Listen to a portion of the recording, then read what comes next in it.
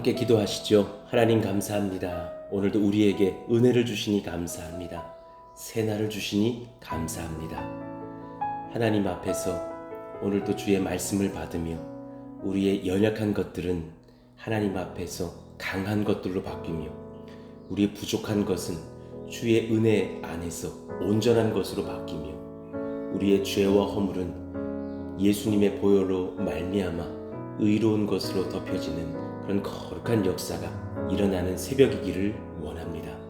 하나님, 우리 교회를 주님께서 온전히 붙들어 주셔서 성전 건축의 상황들도 느헤미야의 시대에 하나님께서 역사하셨던 것처럼 우리와 함께 하시며 하나님께서 이끌어 주시고 또 말씀을 받아야 하는 귀한 주일의 예배와 또 주중의 모든 수련회와 성경학교 가운데 주님께서 함께 하셔서 우리를 코로나로부터도 지켜주시고 말씀과 은혜의 장으로 초대하사 우리 장년들도 후대들도 우리 어린 자녀들도 하나님 앞에 은혜를 입는 복된 시간들 일어나게 하여 주옵소서.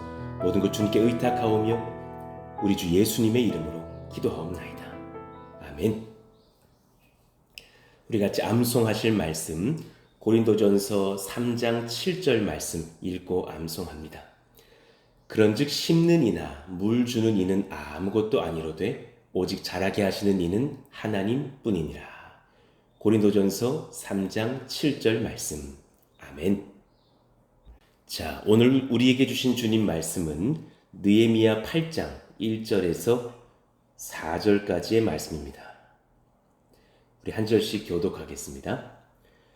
이스라엘 자손이 자기들의 성읍에 거주하였더니 일곱째 달에 이르러 모든 백성이 일제히 수문 앞 광장에 모여 학사 에스라에게 여호와께서 이스라엘에게 명령하신 모세의 율법책을 가져오기를 청하매 일곱째 달 초하루에 제사장 에스라가 율법책을 가지고 회중 앞 곧 남자나 여자나 알아들을 만한 모든 사람 앞에 이르러 수문 앞 광장에서 새벽부터 정오까지 남자나 여자나 알아들을 만한 모든 사람 앞에서 읽음에 뭇 백성이 그 율법책에 귀를 기울였는데 그때 학사 에스라가 특별히 지은 나무 강단에 서고 그의 곁 오른쪽에 선 자는 마띠디아와 스마와 아나야와 우리야와 힐기야와 마아세야요 그의 왼쪽에 선 자는 부다야와 미사엘과 말기야와 하순과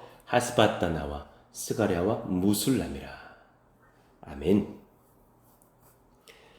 자, 우리가 어제부터 또 느헤미야 7장과 8장의 말씀을 같이 받고 있습니다. 건축은 교회를, 교회는 말씀을, 말씀은 예배를 위해야 합니다. 라는 제목으로 주님 말씀을 전하겠습니다.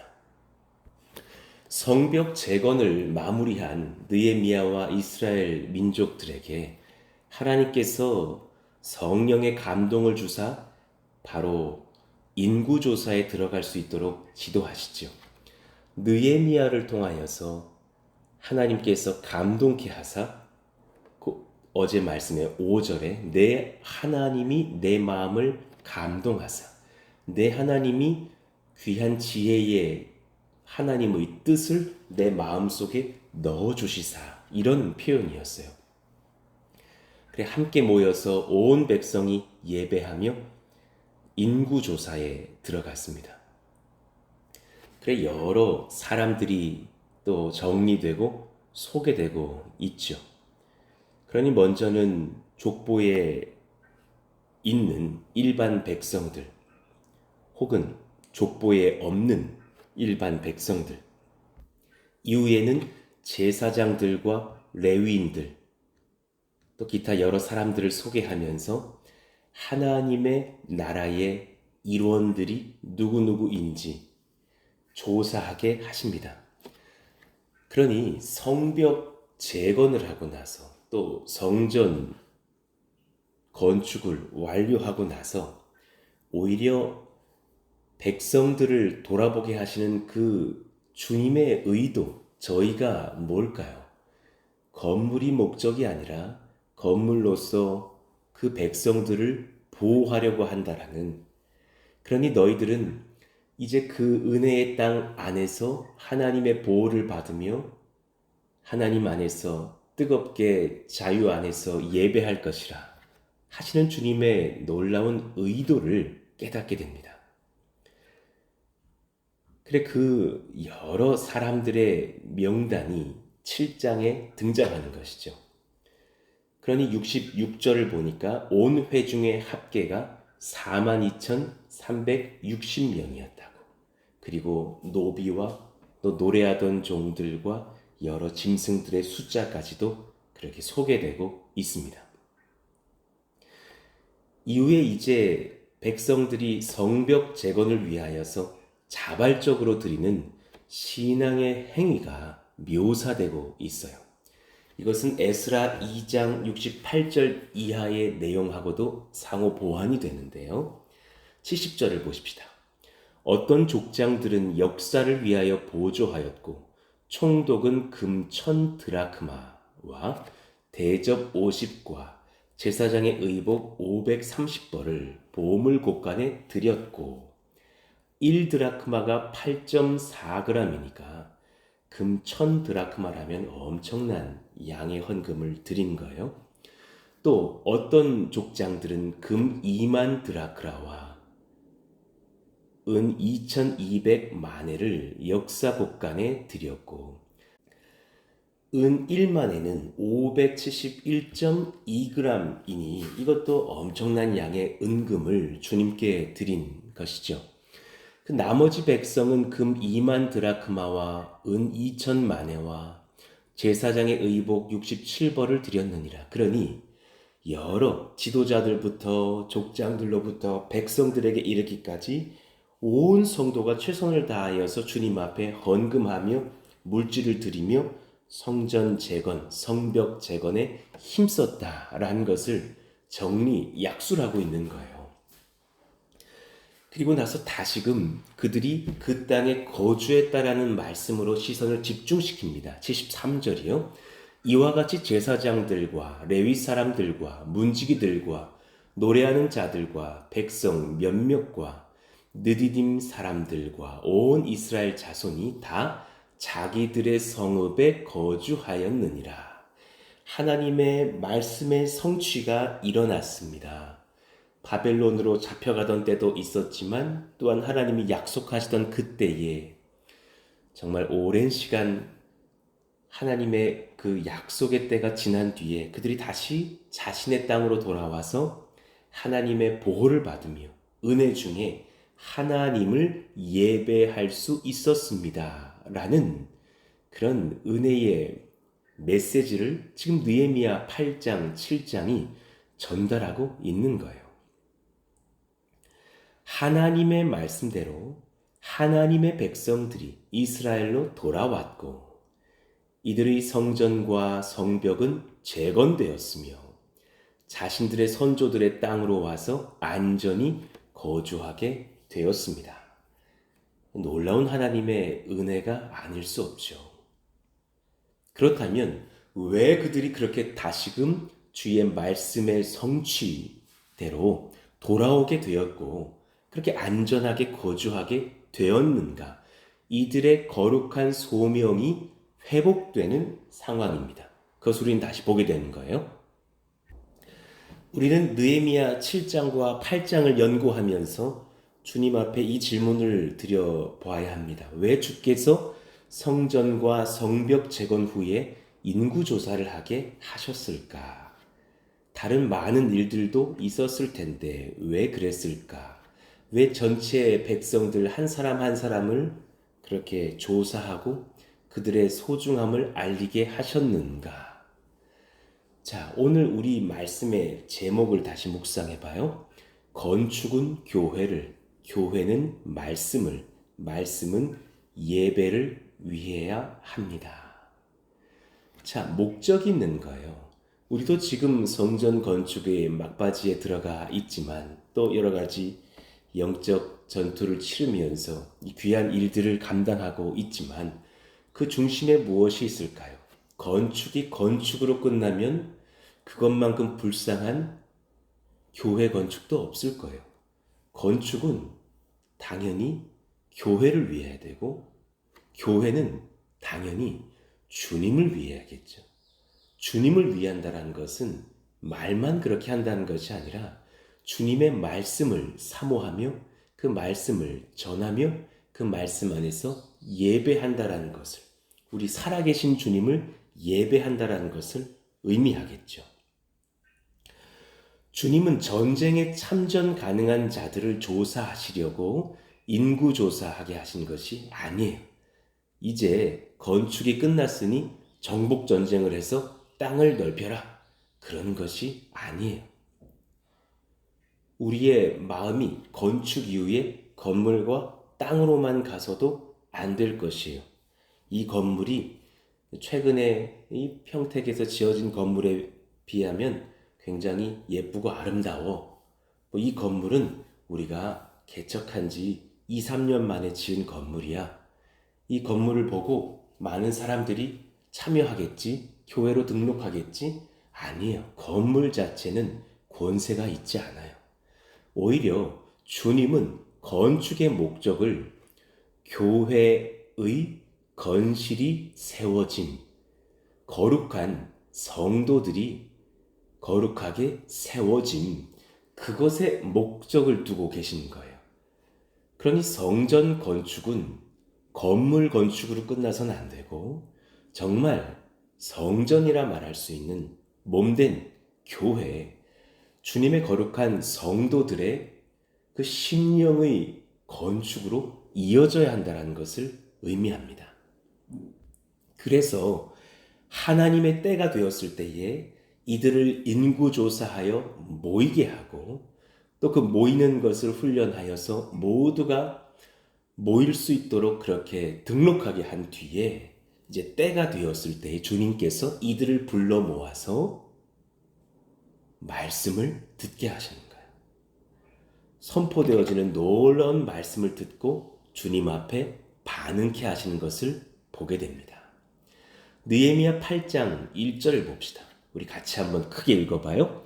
이스라엘 자손이 자기들의 성읍에 거주하였더니 일곱째 달에 이르러 모든 백성이 일제히 수문 앞 광장에 모여 학사 에스라에게 여호와께서 이스라엘에게 명령하신 모세의 율법책을 가져오기를 청하매. 여기서의 7월은 종교력으로서의 7월이에요. 그러니까 히브리 민간력으로는 1월이고 우리들이 사용하는 양력으로는 9월과 10월 사이입니다. 그런데 에스라, 느헤미야는 이 성경을 쓸 때 보통 민간력만을 사용하였다가 특별히 이 부분에서 종교력을 쓰면서 7월이라고 소개해요.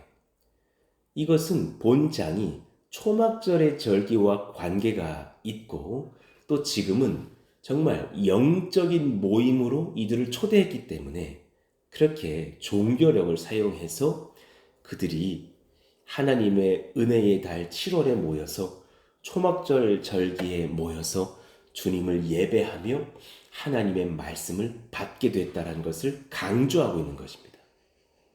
자, 2절 봅시다. 일곱째 달 초하루에 제사장 에스라가 율법책을 가지고 회중 앞 곧 남자나 여자나 알아들을 만한 모든 사람 앞에 이르러. 이제 율법책을 가지고 에스라가 백성들 앞에 섭니다. 그리고 나서 그 말씀을 증거하죠. 수문 앞 광장에서 새벽부터 정오까지 오랜 시간이었죠. 정말 수시간 동안 아침부터 낮이 될 때까지 남자나 여자나 알아들을 만한 모든 사람 앞에서 읽음에 뭇 백성이 그 율법책에 귀를 기울였는데, 꼭 저희들이 금요 심야 기도회를 할 때, 그때는 특별히 목회자가 올라가서 설교하지 않고 신약과 구약을 한 장씩 그렇게 온 성도들이 낭독하지 않습니까? 오히려 설교를 하지 않았지만 그 말씀을 낭독할 때에 하나님의 말씀으로부터 오는 은혜가 더욱 강력하다는 것을 느낄 때가 많죠. 마찬가지였을 거예요. 에스라는 사실 많은 백성들이 들어보지 못했을 주님의 말씀을 낭독하기 시작합니다. 어느 부분을 읽었을지는 잘 알지 못하겠으나 모세 오경을 중심으로 하여서 읽지 않았을까 생각이 들어요. 그 말씀을 성도들이, 온 백성들이 듣고 받으면서 하나님의 말씀 앞에서 그 마음이 찔리고 회개가 일어나고 심령의 성령의 능력과 은혜를 얻는 그런 복된 시간을 경험했던 거예요.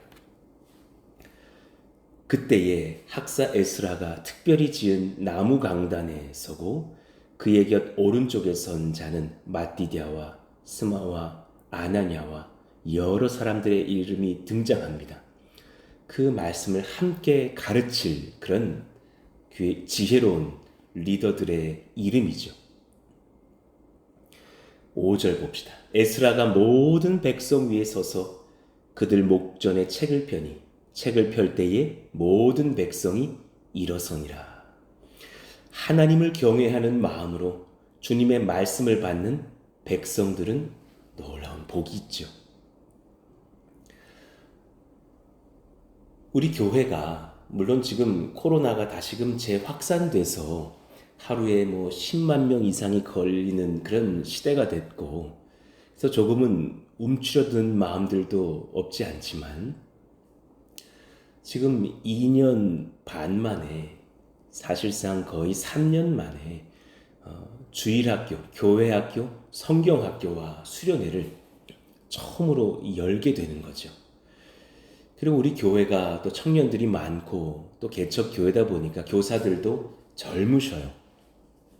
젊은 분들이 많으시죠. 또 부장님들도 30대 부장님들도 계시고 합니다. 그러다 보니 사실 이 수련회를 우리가 잘 감당할 수 있을까? 우리 전도사님과 우리들이 이렇게 말씀 가르치고 한다고 아이들이 바뀔 수 있을까? 또 이런저런 낮 프로그램들을 돌릴 때 애들의 반응은 어떨까? 아이들이 많이 참석할까? 안전사고는 없어야 될 텐데 여러 가지 긴장들을 하고 계시는 것을 보게 돼요. 주 안에서 어느 정도의 영적 긴장은 또 기도를 낳고 합력하여서 선을 하기에 유익하다고 여겨져요. 그러나 그 긴장이 두려움까지 가서는 안 될 것이에요. 긴장이 지나쳐서 두려움으로 가는 이유는 내가 뭘 어떻게 하려는 그 마음에서의 집중 때문이 아닐까 생각해요. 오히려 저는 반대로 말씀드리고 싶어요. 말씀이 바르게 선포될 수만 있으면 그 수련회에서 아이들은 성령님께 반응하기 시작합니다. 아니요, 반대로 성령께서 임하셔서 그 아이들이 예수님께 반응할 수 있도록 지도하시기 시작해요. 하나님, 이번 여름 성경학교가, 이번 여름 수련회가, 또 우리들의 주일 예배와 주중의 예배가 그러할 수 있기를 원합니다. 제가 여러분들에게 말씀 나눔을 부탁드리는 수요 그린 워십에서도 여러분의 멋진 성공적인 삶을 나누는 것은 오히려 내가 금지합니다 라고 말씀을 드렸어요. 제가 주님 믿었더니 돈을 많이 벌게 됐어요. 주님께서 저희 집 차를 바꿔주셨고 저희가 얻었던 땅값이 오르게 하셨어요. 이런 그런 메시지 말고요. 정말 다이나믹한 스토리가 없을지라도 그 말씀 안에서 내가 만난 그 예수님에 대하여서 나눌 수 있다면, 그리고 오늘 말씀에서 내가 묵상해 보니 이런 말씀의 지혜를 얻었고 그 지혜가, 그 말씀의 진리가 저를 오늘 이렇게 순종하게 하였습니다. 저는 아직 얻은 것도 없고 탁월하게 바뀐 것도 없지만 또한 주님 주신 말씀대로 오늘 그렇게 순종하렵니다. 그것이면 충분하다고 말씀을 드리는 거죠. 말씀 나눔이 장기적으로 은혜가 있으려면 여러분, 내가 잘 감당했다라는 어떤 그런 평가에 대한 마음이나 비교에 대한 마음을 내려놔야 될 것이에요. 오히려 정말 내가 주님 앞에 목사는 아니지만 그 말씀을 나누고 또 그 말씀 안에서 적용할 만한 삶을 나누는 것으로 감사할 수 있다면 그것이 얼마나 큰 은혜가 될까요? 하나님 우리에게 이런 주님 앞에 순종할 수 있는 그 마음을 주시기를 원합니다. 말씀으로 반응할 수 있는 복을 주시기를 원합니다. 그러니 하나님께서 우리에게 이 느헤미야 7장, 8장을 통해서 주시는 은혜가 큰 것이에요. 성전 건축을 하고 성벽 재건을 완료하고 인구조사를 마무리하신 뒤에 그 모든 백성을 다 세심받으신 주님께서 그들을 불러 모으사 말씀을 증거하셨구나. 그 말씀을 듣고 그들이 주 안에서 반응하게 하셨구나. 하나님 우리도 그렇게 주님 앞에 말씀으로 아멘하며 그 말씀에 심령이 반응하게 되는 그런 거룩한 성령의 역사가 일어나는 교회가 되게 하여 주시옵소서. 여러분 정말 이것을 위해서 기도해 주시기를 원합니다. 새 가족들이 찾아와서 말씀에 반응하면서 정착한다라는 소식을 들었어요. 얼마나 감사한지. 목사님의 설교를 듣고 전도사님의 말씀을 듣고 제가 회개하게 됐고 하나님 앞에서 삶을 바로 하게 되는 것을 느껴서 이 교회에 등록할 수 있었습니다. 하나님 이런 고백들이 지속되는 교회가 되게 하여 주시고 우리 모두가 하나님의 말씀 받기에 주저함이 없는 그렇게 열과 성을 다해서 주의 복음과 말씀을 사모하는 교회가 되게 하여 주세요. 여러분 이를 위해서 뜨겁게 기도해 주시기를 원합니다. 우리 오늘 말씀 붙잡고 한번 같이 기도하실까요? 하나님 이번 주일 예배도 또 주중의 예배도 새벽 기도회도 또 진행되고 있는 모든 성경학교와 수련회도 하나님의 말씀을 받기 위해서 모이는 시간이 되게 하여 주십시오. 단지 친목 도모의 시간, 어떤 이벤트의 진행의 시간만이 아니게 하여 주시고 어린아이들이 물놀이하고 기뻐하고 끝나는 시간이 되지 않게 하여 주시고 하나님의 말씀 앞에서 어린 심령들도 아멘하며 주의 말씀에 반응하는 역사가 일어나게 하여 주옵소서. 이를 위해서 뜨겁게 기도해 주시기를 원합니다. 우리의 성전 건축의 모든 여정이 말씀을 향하게 하여 주세요. 오늘 말씀 붙잡고서 우리 같이 한번 그렇게 주여 부르짖고 기도합니다. 주여! 하나님 감사합니다. 하나님 그러한 교회가 되게 하여 주십시오. 성전 건축이 성전 건축으로만 끝나지 않게 해주시고 우리들의 모임과 우리들의 성도들의 모여들미 그저 우리가 몇 명도 모였다라는 것에 대한 자부심으로만도 끝나지 않게 하여 주시기를 원합니다. 오히려 하나님 두려워하면서 정말 은혜와 진리의 말씀 앞에 모여서 주를 두려워하며 주님의 말씀 받을 때에 정말 진정한 하나님을 향한 경외를 경험하는 우리들의 예배로 하나님께서 인도하여 주시옵소서.